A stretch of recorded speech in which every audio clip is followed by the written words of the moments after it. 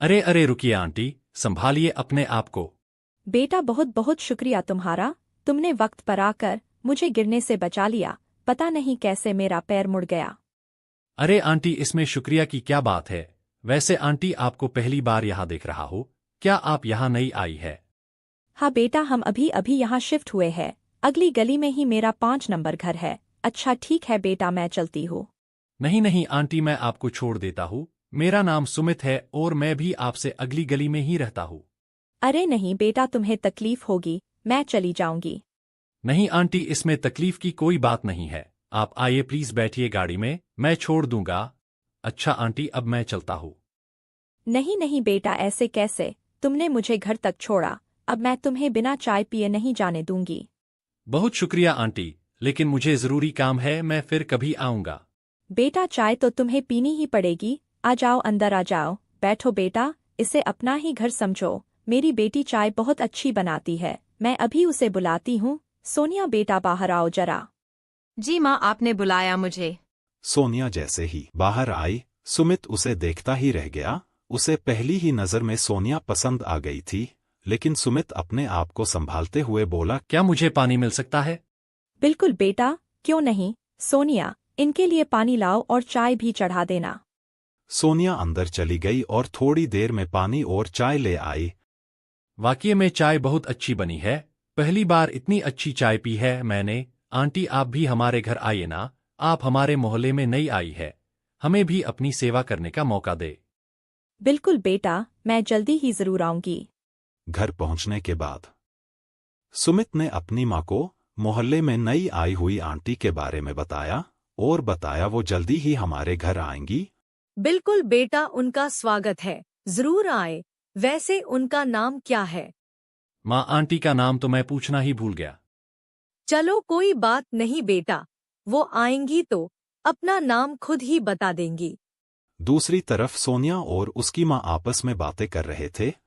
सोनिया, कैसा लगा तुम्हें लड़का? लगता तो अमीर है। लगता है इस बार हमने बड़ा मुर्गा फंसाया है। तुम्हारा पिछला मंगेतर तो बहुत कंजूस था, इसलिए उससे रिश्ता तोड़ना पड़ा। रिश्तेदारों ने रिश्ता तोड़ने पर बातें तो खूब बनाई थी, पर चलो कोई बात नहीं। वो जैसे तुम्हें देख रहा था, लग रहा था कि हमारे जाल में जल्दी फंस जाएगा।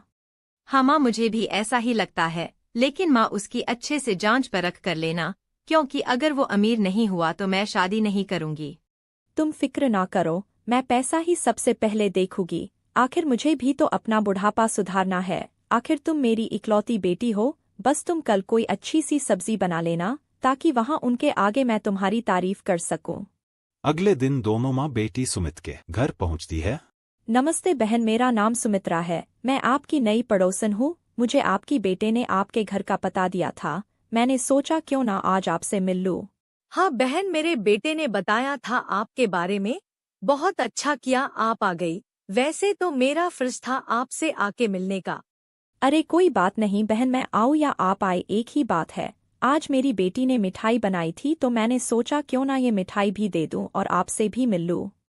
अच्छा, तो ये आपकी बेटी है, बहुत प्यारी है। भगवान बुरी नजर से बचाए। अरे बेटी, तुम क्यों खड़ी हो? तुम भी बैठो। आंटी आप खड़ी है तो मैं कैसे बैठ सकती हूँ? आप भी बैठिए ना। बहन जी, बहुत अच्छे संस्कार दिए हैं आपने अपनी बेटी को। भगवान करे इसे बहुत अच्छा घर मिले।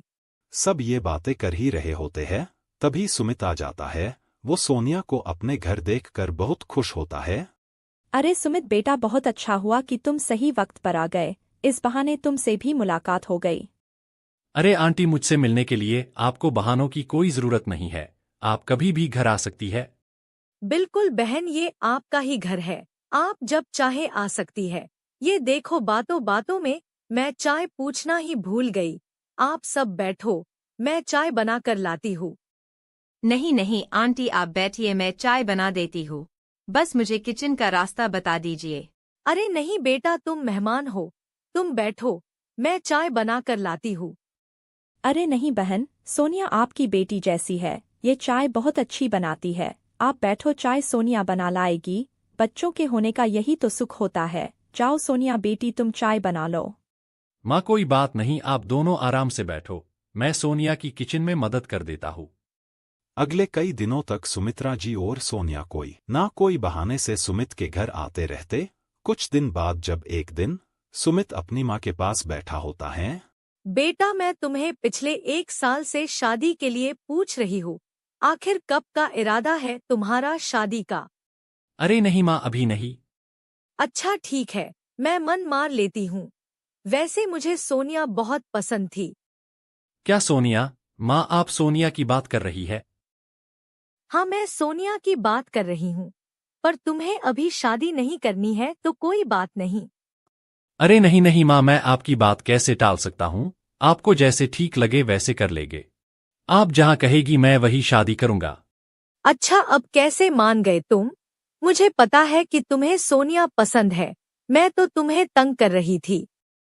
आपको कैसे पता चला माँ? मैंने तो आपको कभी नहीं बताया। बेटा, मैं तुम्हारी माँ हूँ और माँ बेटे की रग रग से वाकिफ होती है। अगले दिन सुमित की माँ सोनिया के घर पहुंचती है और कहती है, सुमित्रा बहन, आज मैं आपसे आपकी बहुत अनमोल चीज मांगने आई हूँ। मुझे उम्मीद है कि आप मुझे निराश नहीं करेगी। नहीं बहन, मैं आपको कैसे मना कर सकती हूँ? आप बेझिझक कहिए, अगर मेरी हैसियत में हुआ तो मैं जरूर दूंगी। सुमित्रा बहन, मैं अपने सुमित के लिए आपकी सोनिया को मांगती हूँ। आप चाहे तो अच्छे से सोच लीजिए। किसी से मशवरा करना चाहती है तो वो भी कर लीजिए। अरे नहीं बहन, कैसी बातें कर रही है आप? सुमित जैसे हीरे की मुझे पूछताछ करने की क्या जरूरत है? मैं तो सुमित को उसी दिन पहचान गई थी जिस दिन उसने पहली बार में ही मुझे बिना जाने मेरी मदद की थी। मुझे ये रिश्ता मंजूर है बहन। मगनी होने के बाद सुमित बहुत खुश था। फोन पे सुमित सोनिया से घंटों बातें करता। एक दिन अचानक सुमित को उसका पुराना दोस्त अजय मिला।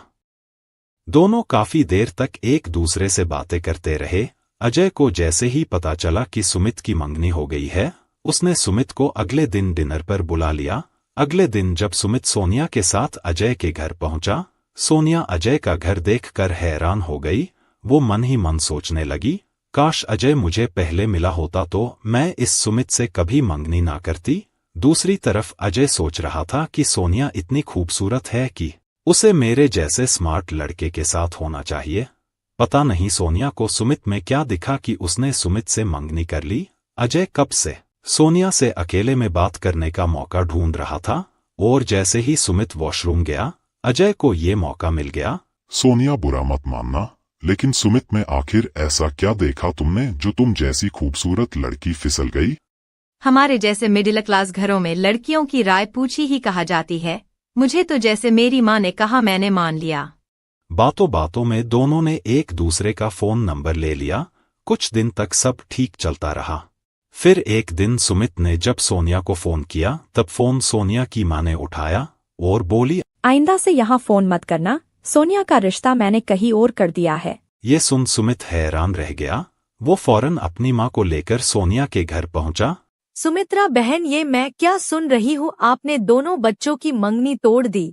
आप ऐसे कैसे कर सकती है? आप जानती है दोनों बच्चे एक दूसरे से कितना प्यार करते हैं। बहन जी, मेरी बेटी है, मेरी मर्जी। मुझे इसके लिए सुमित से बेहतर रिश्ता मिला तो मैंने कर दिया। इसके लिए मुझे किसी की इजाजत लेने की जरूरत नहीं है और मेरी बेटी भी मेरे इस फैसले से बहुत खुश है। यकीन ना हो तो सामने खड़ी है, आप खुद ही पूछ सकती है। बताओ बेटी, सही कह रही हूँ ना मैं? बिल्कुल माँ, मैं बहुत खुश हूँ और ये मेरी जिंदगी है। मैं जैसे मर्जी जीऊँ, जिसके साथ मर्जी बिताऊं। मुझे किसी को सफाई देने की जरूरत नहीं है। ये बात सुनते ही सुमित हैरान रह गया। उसका दिल टूट गया। वो आगे बिना कुछ कहे वापस चला गया। सुमित की माँ भी अपने बेटे को संभालने के लिए उसके पीछे चल दी। कई दिन बाद एक दिन सुमित की माँ फिर सुमित को समझने उसके कमरे में गई और बोली, बेटा, कब तक सारे काम छोड़ के उस लड़की के लिए आंसू बहाते रहोगे? उस लड़की को तुम्हारे आंसुओं की कोई कदर नहीं है। क्या तुम्हें अपनी माँ से ज्यादा वो कल की आई हुई लड़की पसंद है? उसके लिए तुम अपनी माँ को भी भूल गए। तुम नहीं जानते बेटा, तुम्हें इस तरह देखकर मुझे कितना दुख होता है। वो तो शादी करके चली भी गई और तुम अभी भी उसी के धम में बैठे हो। जानते हो उस लड़की ने किससे शादी की है? तुम्हारे सबसे अच्छे दोस्त अजय से। सुमित को माँ की ये बात सुनकर बहुत दुख हुआ। फिर भी वो खुद को संभालते हुए बोला, माँ, आप फिक्र ना करें। आज के बाद आप मुझे रोता हुआ नहीं दिखेंगी। मैं आपको सारी खुशियां दूंगा माँ। सुमित की माँ ये सुन बहुत खुश होती है। उसे लगता है जैसे कि उसके बेटे के जीवन पर लगा सोनिया नाम का ग्रहण हट गया हो। सुमित की माँ तो खुश हो जाती है, लेकिन अब दुखी होने के दिन किसी और के आने वाले थे, क्योंकि समय तो अपनी रफ्तार से चलता ही रहता है और न्याय भी करता है। दूसरी तरफ सोनिया वापस अपनी माँ के घर आ चुकी थी, क्योंकि उसके पति अजय को फोर्ड करने के लिए पुलिस ने गिरफ्तार कर लिया था। माँ, ये सब क्या हो गया? हमने क्या क्या सोचा था कि अजय से शादी के बाद हम बहुत अमीर हो जाएंगे, लेकिन हमारे पास जो खुद का था वो भी पुलिस और कोर्ट के चक्कर काटने में लग रहा है, क्योंकि पुलिस को लगता है कि फोर्ड अगर अजय ने किया है तो उसकी पत्नी होने के नाते मैं भी इसमें शामिल हूँ। हम कैसी जिंदगी जी रहे हैं माँ, और सुमित को देखो जिसके साथ हमने बुरा किया। पड़ोसी बता रहे थे कि पिछले महीने ही उसकी अपने बॉस की बेटी से शादी हो गई है और वो अब मालिक बन गया है। माँ, क्या हमें अपने किए की सजा मिल रही है? दोस्तों, कभी भी किसी के साथ बुरा नहीं करना चाहिए, क्योंकि अपना किया हुआ इसी जन्म में भुगतना पड़ता है। दोस्तों, कहानी आपको अच्छी लगी हो तो इसे लाइक करें, शेयर करें और चैनल को सब्सक्राइब जरूर करें। धन्यवाद। आइए सुनते हैं अगली कहानी। अर्जुन और किरण की अभी 1 महीने पहले ही शादी हुई थी। दोनों ही दिल्ली के रहने वाले थे और शादी भी दिल्ली में हुई, लेकिन पिछले 5 दिन से वो मुंबई में आ गए थी, क्योंकि अर्जुन को दिल्ली से भी अच्छी जॉब मुंबई में मिल गई है। सुबह के समय जब अर्जुन अपने ऑफिस जाने को है तो किरण उससे कहती है, पूरा 1 महीना हो गया हमारी शादी को और आप एक बार भी मुझे कहीं बाहर घुमाने लेकर नहीं गए हैं। असल में ऑफिस का सेटअप बिल्कुल सही नहीं हुआ है। थोड़ा सा एडजस्ट हो जाऊं ऑफिस में, फिर खूब घूमेंगे। मैं कुछ नहीं जानती, आप आज ही मुझे कहीं बाहर घुमाने लेकर जाएंगे। ओके बॉस, मैं आज ऑफिस से जल्दी घर आ जाऊंगा, फिर हम कहीं खाने के लिए चलेंगे। कहकर अर्जुन अपने ऑफिस के लिए निकल जाता है और किरण किचन में काम करने के लिए चली जाती है। इतने में किरण के फोन की घंटी बजती है, क्योंकि फोन ड्राइंग रूम में पड़ा है और किरण किचन में काम कर रही होती है, इसलिए किरण को काफी देर तक फोन की घंटी नहीं सुनाई देती। थोड़ी देर बाद किरण फोन उठाती है। फोन किरण की सहेली प्रिया का है। प्रिया एक स्वार्थी, दिखावा पसंद और खर्चीली औरत है। दूसरों के कान भरना और बुराई करना उसका शौक है। हेलो किरण, इतनी देर से क्यों फोन उठाया? बस यार, मैं नाश्ते के बर्तन समेट रही थी, इसलिए फोन की बेल सुनाई नहीं दी। तुम बताओ कैसी हो? मैं बिल्कुल फिट हूँ। मुझे क्या होना है, जिंदगी के पूरे मजे ले रही हूँ। मैं जो भी बात कहती हूँ मेरा पति तुरंत उसे पूरा करता है। तुम बताओ, अर्जुन का बर्ताव तो तुम्हारे साथ ठीक है ना? हाँ ठीक है, और आज हम कहीं बाहर खाना खाने जाएंगे। अच्छा, कहाँ? ये तो पता नहीं, जहाँ भी ले जाएंगे। मैं तो बस बाहर जाने से ही बहुत एक्साइटेड हूँ। देख किरण, मेरी सलाह है कि तुम्हें किसी अच्छे रेस्टोरेंट में जाना चाहिए। जब मेरी नई नई शादी हुई थी तो मेरे पति ने मुझे दिल्ली के हर बड़े रेस्टोरेंट में खाना खिलाया था। अच्छा, ये तो मेरे पति भी ऐसा कर सकते हैं। वैसे तुम एक काम करो, मुंबई के सारे बड़े अच्छे रेस्टोरेंट्स का नाम मुझे मैसेज कर दो, क्योंकि मुझे यहाँ के बारे में ज्यादा कुछ नहीं पता। ठीक है, और सुनो, अपने पति को यह बातें मेरे पति उमेश का हवाला देकर कहना। तुम उसे बोलना कि उमेश मेरे भाई का दोस्त है, और हर दूसरी बात में उमेश की तारीफ करना। ऐसी बातें सुनकर मर्द अच्छे से अच्छा करने की कोशिश करते हैं। और हाँ, रेस्टोरेंट में जाते ही अपनी अच्छी सी पिक्चर बनाना और सोशल मीडिया पर अपलोड कर देना। ठीक है प्रिया, अब मैं फोन रखती हूँ। मैं घर का सारा काम निपटा लूँ, क्योंकि मुझे शाम की तैयारी भी करनी है। शाम को अर्जुन घर जल्दी आ जाता है और दोनों बाहर जाते हैं। यह कहाँ लेकर आए आप मुझे? यह मुंबई की सबसे फेमस फूड स्ट्रीट है। आप शादी के बाद पहली बार बाहर लाए हैं क्या इस फूड स्ट्रीट पर घुमाने के लिए? चलिए किसी अच्छे रेस्टोरेंट में चलते हैं। ठीक है, लेकिन क्यों? क्योंकि वो स्टैंडर्ड की जगह है, वह अच्छे लोग आते हैं, और वैसे भी मैं मुंबई पहले भी आई हूँ अपने भाई और उमेश के साथ। उमेश कौन है? उमेश मेरे भाई के दोस्त हैं, और वो दुबई में काम करते हैं। उनकी बहुत बड़ी नौकरी है वहाँ। मैं एक बार अपने भाई के साथ मुंबई आई थी, तब उमेश ने हमें खूब घुमाया था। ठीक है, चलो रेस्टोरेंट चलते हैं। अच्छा, वैसे क्या ये उमेश भाई शादी में आए थे? नहीं, वो दुबई में थे तो आ नहीं सके। दोनों खाना खाकर घर लौटते हैं और कुछ दिन तक सब ठीक चल रहा होता है, लेकिन किरण की सहेली प्रिया हर रोज फोन करके उसे बार बार बाहर घूमने और शॉपिंग करने की सलाह देती रहती। फिर थोड़े दिन बाद किरण ने अर्जुन को फोन किया। अर्जुन, आज हम फिल्म देखेंगे, आज तुम जल्दी आ जाना। ठीक है, तुम बता दो कौन सी फिल्म देखनी है, मैं वापसी पर डीवीडी लेकर आऊंगा। नहीं अर्जुन, डीवीडी नहीं, सिनेमा में देखनी है फिल्म। जब से हमारी शादी हुई है हम सिनेमा ही नहीं गए। प्लीज, मुझे सिनेमा जाना है अर्जुन। ठीक है, तुम मुझे बता दो कौन सी मूवी देखनी है। वो फिल्म लगी हुई है ना आजकल, क्या नाम है, जिंदगी कितनी हसीन है, वो देखते हैं। ठीक है, मैं रात की टिकट करा लेता हूँ, खाना खाने के बाद चलेंगे। Thank you so much Arjun, तुम बहुत अच्छे हो। कहकर किरण फोन रख देती है। फिर तभी किरण एक्साइटेड होकर प्रिया को फोन करती है और उसे अपने आज शाम के प्लान के बारे में बताती है। क्या ये भी कोई सिनेमा है मूवी देखने के लिए? तुम किसी अच्छी जगह जाओ। तुम्हें पता है उमेश मुझे कभी भी ऐसी वैसी जगह नहीं ले जाता, और अगली बार कहीं भी जाने का प्लान हो मुझसे जरूर मशवरा कर लेना, मैं तुम्हें अच्छी जगह बता दूंगी। शाम को दोनों फिल्म देखने जाते हैं। ये कहाँ लेकर आए आप मुझे? ये मुंबई का एक फेमस सिनेमा है। पर यहाँ की भीड़ बहुत चीप है, मुझे वही जाना है जहाँ अच्छे लोग आते हैं। लेकिन किरण, मैं टिकट ले चुका हूँ। तो कोई बात नहीं, वापस करवा दे, मैं यहाँ फिल्म नहीं देखूंगी। मैं जब पहले उमेश के साथ मुंबई आई थी तब वो मुझे कितने अच्छे थिएटर ले गए थे, और तुम मुझे कैसी कैसी जगह ले आते हो। फिर से उमेश का नाम सुनकर अर्जुन को बुरा लगता है।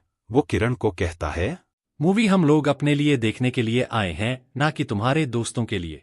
हमें किसी के बारे में ना सोचकर अपने बारे में सोचना चाहिए। मैं कुछ नहीं जानती, आप टिकट वापस करवाएं, हम उसी बड़े सिनेमा में फिल्म देखेंगे जहां मैं उमेश के साथ गई थी।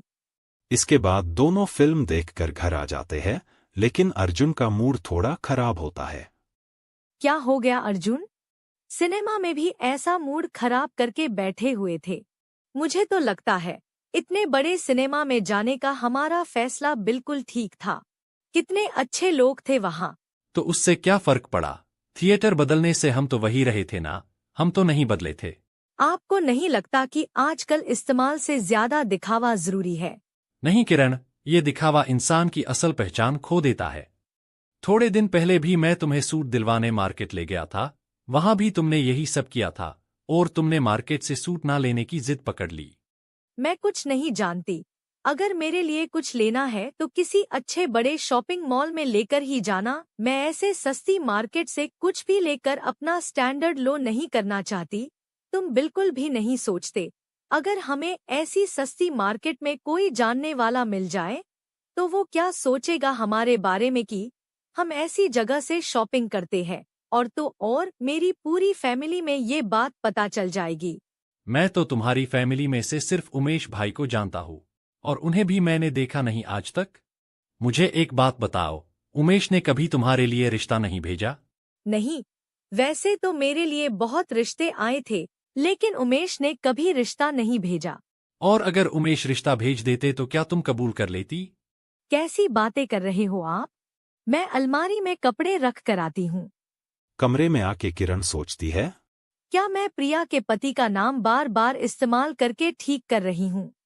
क्योंकि अर्जुन को तो लगता है कि उमेश मेरे भाई का दोस्त है। फिर दूसरी तरफ किरण सोचती है कि मुझे तो प्रिया ने ही उसके पति का नाम इस्तेमाल करने का बोला है। जब उसे कोई प्रॉब्लम नहीं है तो किसी और को तो कोई फर्क नहीं पड़ना चाहिए। कहकर किरण अपने काम में लग जाती है। फिर थोड़े दिन बाद किरण अर्जुन से कहती है, अन्नू मौसी की बेटी अपने पति के साथ मुंबई आई हुई है। मुझे कह रही थी कि तुम्हारे घर आना है। मैंने मना कर दिया, लेकिन फिर भी इंसिस्ट कर रही है। अरे लेकिन तुमने मना क्यों किया? अर्जुन, हमारे घर की हालत ऐसी नहीं है कि हम उसे बुला लें। आपको पता है ना उसकी आदत का। पूरी फैमिली में हमारे बारे में बातें फैलाएगी। लेकिन हमारे घर को क्या हुआ? सब ठीक तो है। क्या ठीक है इसमें अर्जुन? फर्नीचर देखा है कितना पुराना है। एलईडी एलसीडी के जमाने में हमारे घर में अभी भी टीवी है। एसी तो कभी लगवाया ही नहीं। किरण, गर्मियों में एसी भी लगवा दूंगा। सर्दी में एसी की क्या जरूरत? कुछ रिश्तेदारों के सामने दिखावा करना जरूरी होता है। इंसान को जिस भी हाल में हो खुश रहना चाहिए और अपना असल कभी नहीं छुपाना चाहिए। और वो तुम्हारी बहन है, उसे तुमसे मिलने आना है या तुम्हारे घर से? कहकर अर्जुन ऑफिस चला जाता है। अर्जुन के जाते ही किरण अपनी सहेली प्रिया को फोन करती है। प्रिया, तुम्हें मेरी अनु मौसी बेटी याद है न? वो अपने शौहर के साथ मुंबई आई है और हमारे घर आना चाहती है। मैंने मना कर दिया, लेकिन वो फिर भी आ रही है। घर की हालत देखो, फर्नीचर पुराना है, एसी नहीं है, फ्रिज भी पुराना है। किरण, अगर अर्जुन मना करता है दो तुम खुद से ही ले आओ सब सामान, इसमें कौन सी बड़ी बात है? किरण, बस तुम थोड़ा एडवांस कर लो और बाकी बाद में देती रहना। शाम को जब अर्जुन घर आता है तो घर बिल्कुल अलग होता है। सब सामान नया होता है। अर्जुन को देख के किरण जोश जोश में बोलती है, देखा तुमने, ये सब सामान नया है। लेकिन तुम्हारे पास इतने पैसे कहाँ से आए किरण? तुम्हें याद है अर्जुन, वो कंगन जो आपने शादी पर मुझे दिए थे, मैंने उसे बेच दिया और ये सब सामान ले आई। क्या? वो मेरी माँ के थे? हमारे खानदानी कंगन थे। तुमने अपनी शानो शौकत के चक्कर में हमारी खानदानी विरासत को बेच दिया। मुझे माफ कर दो अर्जुन, मुझसे बहुत बड़ी गलती हो गई। अभी तक माफी तो करता आ रहा हूँ। अब इसी वक्त चलो दिल्ली। मगर क्यों अर्जुन? मुझसे अब और बर्दाश्त नहीं होता। तुमने हमारी खानदानी विरासत बेच दी। ये सब बोल अर्जुन उसी वक्त किरण को उसके घर छोड़ने जाता है और उसकी माँ के सामने बोलता है, पूछो इनसे, क्या नहीं किया मैंने इनके लिए? और ये उमेश भाई कौन है? कोई ऐसी जगह नहीं है जहां ये उमेश भाई के साथ नहीं गई हो। अगर ये इतनी ही क्लोज थी तो उमेश से शादी क्यों नहीं कर ली? अर्जुन, आप गलत समझ रहे हैं। मैं आपको सब ठीक से समझा देती हूँ। बस किरण, अब और कुछ नहीं सुनना मुझे तुमसे। अब मैं सिर्फ तुम्हारी माँ से ही बात करूंगा। माँ, और आज तो इसने हद कर दी। अपनी झूठी आन और दिखावे के चक्कर में इसने हमारे खानदानी जेवर बेच दिए। मुझसे पूछा तक नहीं। माँ, मैं जा रहा हूँ अभी। अब मुझे सोचना पड़ेगा कि मुझे आगे क्या करना है। कहकर अर्जुन चला गया। अर्जुन के जाने के बाद माँ ने किरण से उमेश के बारे में पूछा। माँ, उमेश मेरी दोस्त प्रिया का पति है। मैं अपनी अहमियत बढ़ाने के लिए उनका जिक्र करती थी। प्रिया ने मुझे कहा था कि पति को जितना इनसिक्योर रखोगी, वो उतना ज्यादा तुमसे प्यार करेगा। ये क्या किया बेटी तुमने? यही सोच थी तुम्हारी? झूठ पर कायम किए रिश्ते कभी भी कामयाब नहीं होते। और आज तो मुझे तुम्हारी माँ होने पर शर्म आ रही है। माँ, आप तो मुझे माफ कर दीजिए, मुझसे बहुत बड़ी गलती हो गई। माफी मांगनी है तो अपने पति से मांगो, अगर वो तुम्हें वापस लेने आ जाए तो। दोस्तों, झूठ और दिखावे पर टिकी रिश्तों की नींव कभी मजबूत नहीं होती। किरण और अर्जुन की कहानी यहीं खत्म होती है, लेकिन एक सीख छोड़ जाती है। रिश्तों में सच्चाई और ईमानदारी ही सबसे बड़ा गहना है। दोस्तों, कहानी अच्छी लगी हो तो इसे लाइक करे, शेयर करे और चैनल को सब्सक्राइब जरूर करे। धन्यवाद। आइए सुनते हैं अगली कहानी। माँ, मेरी जॉब लग गई। जानती हो कितनी अच्छी तनख्वाह है मेरी? अपने पूरे खानदान में मेरे जैसी जॉब किसी के पास नहीं है। रोहन खुश होते हुए बोला। रोहन की माँ भी ये खबर सुनकर बहुत खुश हुई। वो बोली, भगवान का शुक्र करो कि तुम्हारी मेहनत रंग लाई है। फिर रोहन बोला, माँ, कल ऑफिस से आते वक्त मैं बहुत सारी मिठाइयाँ ले आऊंगा। आप सब में बांटना, पड़ोसी, रिश्तेदार सब में। ये सुन माँ बोली, अरे बेटा, क्या जरूरत है तुम्हें? कल ही तुम्हारी जॉब लगी है। जितने लोग भला चाहने वाले होते हैं, उतने लोग बुरा चाहने वाले भी होते हैं। कुछ लोगों की नज़र बहुत बुरी होती है बेटा, जो लोहे को भी पिघला दे। फिर हम इंसानों की क्या ही औकात है। माँ की बात सुन रोहन बोला, माँ, तुम भी क्या क्या सोचती रहती हो? कोई नजर वजर नहीं लगती किसी को? अरे, जब इतनी अच्छी जॉब लगी है मेरी, तो क्यों ना बताओ किसी को? लोगों को भी तो पता चलना चाहिए कि मेरे ऑफिस में मेरा क्या मकाम है, कितनी अच्छी सैलरी है मेरी। घर गाड़ी सब कुछ है मेरे पास, तो क्यों ना बताए सबको। आप टेंशन मत लो माँ, सब कुछ ठीक है और रहेगा। और माँ, जिसके घर में भी मिठाई बांटने जाओ वहां मेरी खूब तारीफ भी करो, ताकि जो लोग जलते हैं वो मुझसे और जले। सच में ये देखकर मुझे बहुत मजा आने वाला है। रोहन की बात सुन माँ को थोड़ा अजीब तो लगा, फिर भी वो बोली। ठीक है बेटा, जैसे तुम कहो वैसे ही कर लेंगे। कहकर माँ किचन में चली गई। अगले दिन रोहन माँ से बोला। माँ, कल हमें नंदनी के घर जाके उसकी माँ से उसका रिश्ता मांग लेना चाहिए, क्योंकि नंदनी की माँ ने मुझसे ये शर्त रखी थी कि मेरी अच्छी जॉब लगेगी तभी नंदनी की शादी मुझसे होगी। अब जब मैंने उनकी शर्त पूरी कर दी है तो हमें देर नहीं करनी चाहिए। ये सुन माँ बोली। देखो बेटा, अभी भी सोच लो, क्योंकि नंदनी मुझे मतलबी और लालची लगी। मुझे लगता है कि जब तक तुम्हारा सब कुछ ठीक है वो सिर्फ तब तक ही तुम्हारे साथ है। ऐसी लड़कियां कभी भी बुरे वक्त में साथ नहीं देती। माँ की बात सुनते ही रोहन थोड़ी नाराजगी दिखाते हुए बोला। माँ, अगर आप ऐसी ही सोच रखोगी नंदनी के बारे में तो कभी भी आप उसे खुले दिल से नहीं अपना पाओगी। वो एक अच्छी लड़की है, वो पैसों से नहीं मुझसे प्यार करती है, और शादी से पहले तो ऐसी शर्तें लड़की वाले रखते ही है।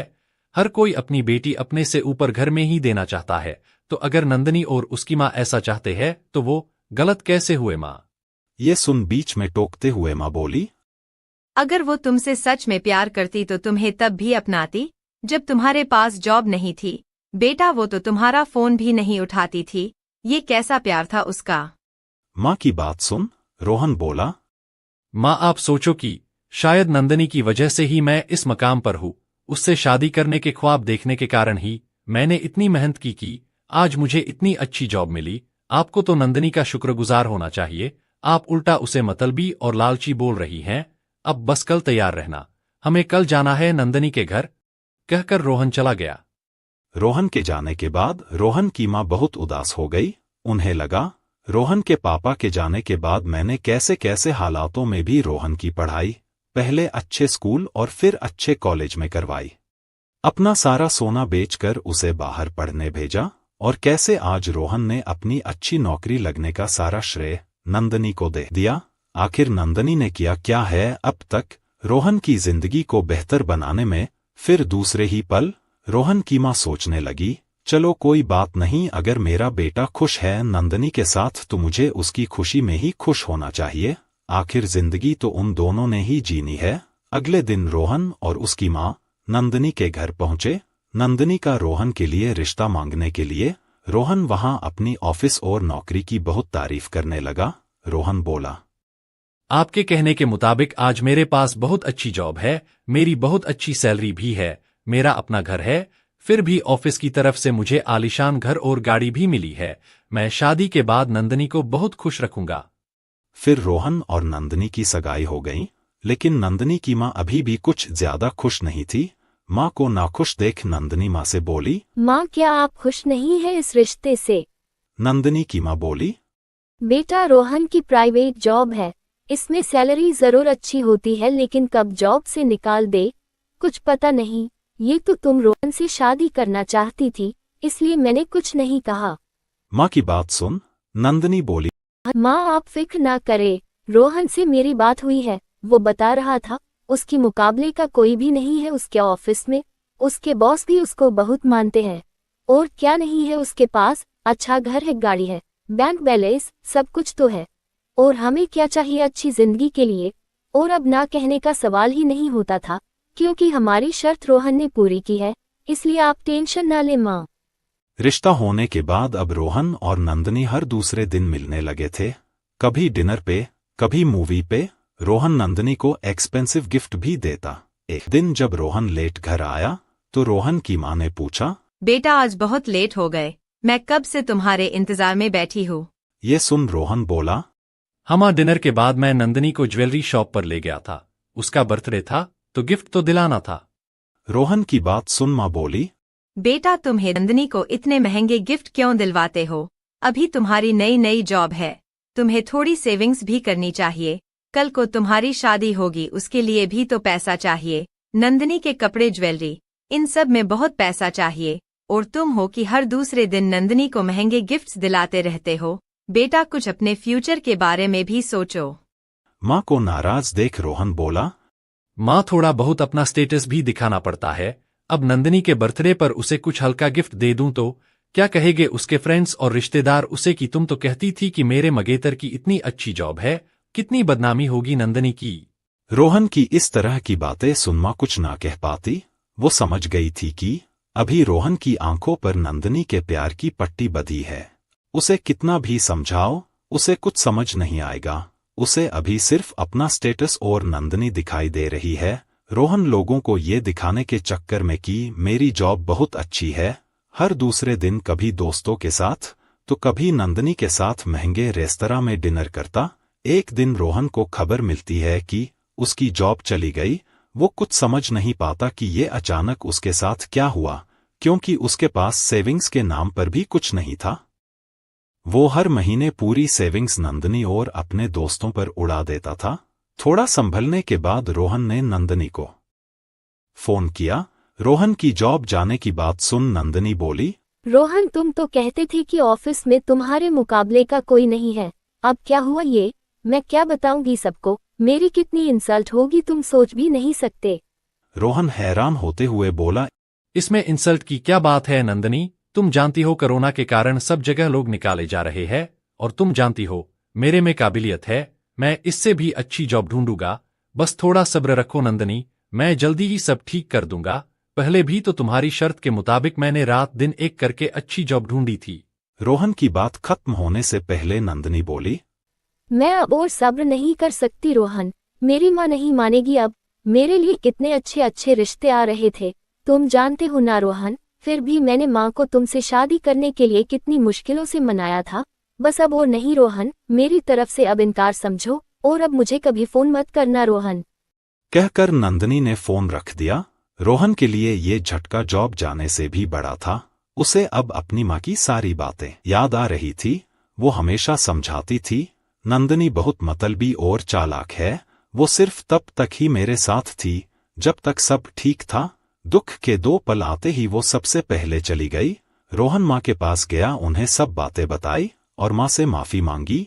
और माँ तो माँ होती है, बेटे के 2 प्यार के शब्द बोलते ही पहले के बोले गई सब बुरी बातें भूल जाती हैं। वो रोहन से कहती है, कोई बात नहीं बेटा, इंसान की जिंदगी में ऐसा वक्त हमेशा अच्छे के लिए ही आता है। इससे उसे पता चलता है कि कौन अपना है और कौन सिर्फ अपना होने का दिखावा कर रहा है। बेटा तुम्हारी जॉब गई है, इसका मतलब ये नहीं कि तुम काबिल नहीं हो। देखना तुम जब तुम्हारा अच्छा वक्त आएगा तब इन्हीं लोगों को अपने किए पर अफसोस होगा। माँ की बातें सुन रोहन समझ गया था कि बुरे वक्त में कोई साथ दे या ना दे, लेकिन माँ हमेशा तुम्हारे साथ होती है, वो भी बिना किसी शर्त के। दोस्तों, कहानी आपको कैसी लगी कमेंट करके जरूर बताएं, और कहानी को लाइक करें, शेयर करें और चैनल को सब्सक्राइब जरूर करें। धन्यवाद।